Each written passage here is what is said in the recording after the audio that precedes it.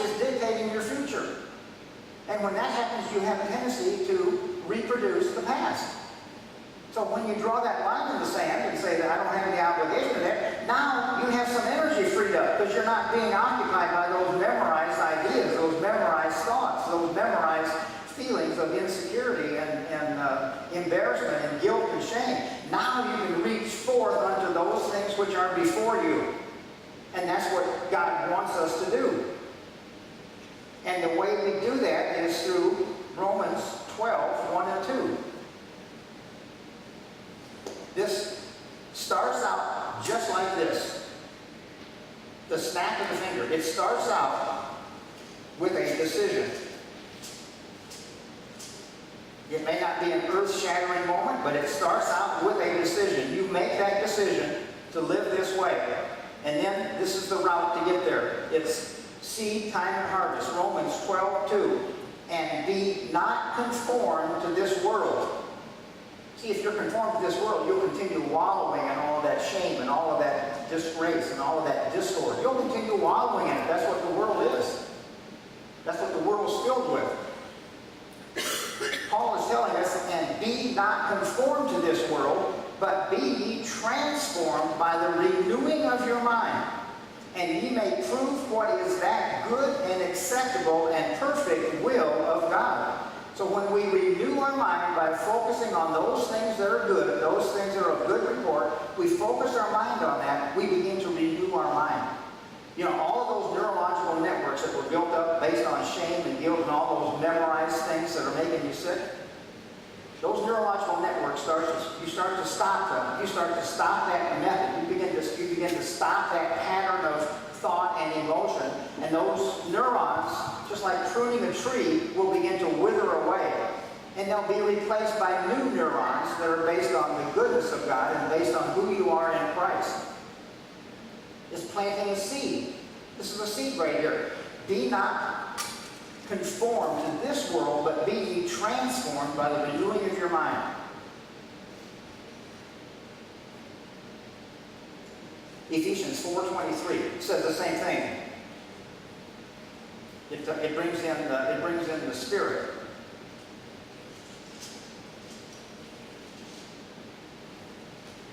And be renewed in the spirit of your mind, and that ye put on the new man, which after God is created in righteousness and true holiness. So we can choose to put on righteousness and true holiness. But we have to be the ones that do that. So why is it that we go through this? When we go through this process, the end result of this process affects your heart.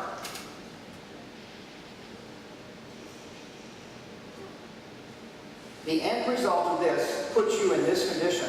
Now, the end of the commandment is love out of a pure heart and of good conscience and of faith unfeigned.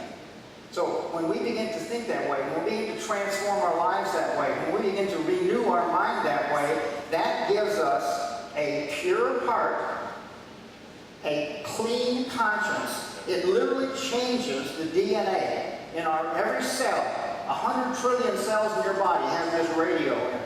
This radio is a DNA molecule. This molecule is what brings in God's information to you.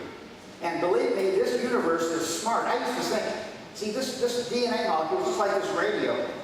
I used to think that whether this radio was tuned on 105 or 104.8 didn't make any difference. You know, 105, 104.8, yeah, it's pretty close, isn't it?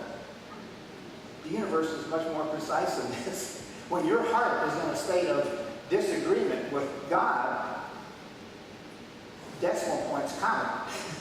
When we have a newness of mind, we develop the ability to tune God in. Now our DNA has literally been changed by our thoughts, by our mind renewal. Now our DNA can literally grab a hold of this message that's out here, just like a radio grabs a hold of a radio wave, and we can bring that into our life. And when that is received by every cell in our body and broadcast by our heart, then we can live in all the promises and all the blessings of God unobstructedly.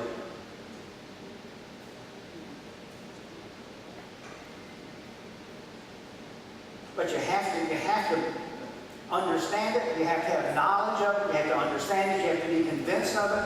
You have to realize that this isn't what God wanted. This is what the adversary wants. God wants you living out of this part of your brain that's significantly in connection with and integrated with the heart. And when those things are in integration, then you're tuned into God and you will get all your blessings. But you've got to give up the past. Just as Paul said, you don't look over your shoulder. You're not obligated to keep looking behind you. If you'll do, then you won't be able to look forward and enjoy what's out there in front of you. So my hope and prayer is that everybody here that is opposing themselves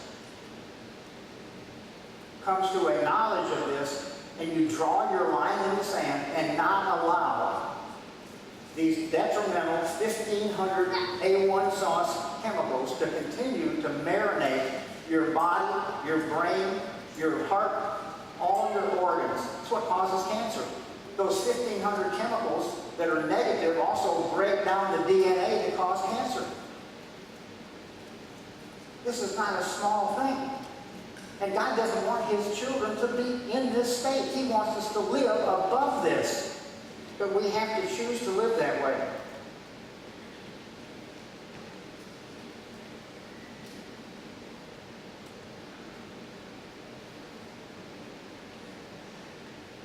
Is there anybody that wants to make this decision? Is there anybody who wants to decide right here today? You want to decide, you know you've been living this way, you know that you have literally memorized all these detrimental emotions. This has become who you are, and you want to say, wait a minute, I'm not obligated to that. I want to become a new creation in Christ. Does anybody want to draw their line in the sand and decide to live above that circumstance, above your experiences? If you do, come right down to the front here.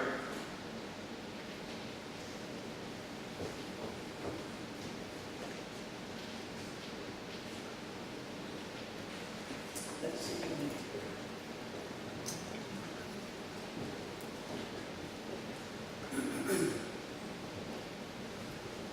Jude, I want you to come down.